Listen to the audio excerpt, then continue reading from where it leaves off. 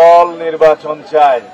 আমরা এই বিষয়ে মনে করি ওনার যথেষ্ট তথ্য নেই।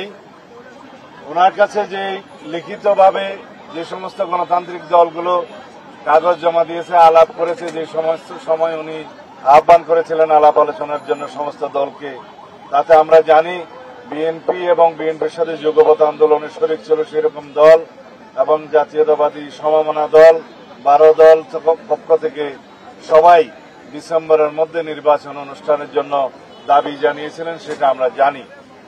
তবে তথ্যগত ভুলের কারণে যদি তিনি সেটা বলে থাকেন, সেটা আমি এই বিষয়ে কোনো সমালোচনা করব না।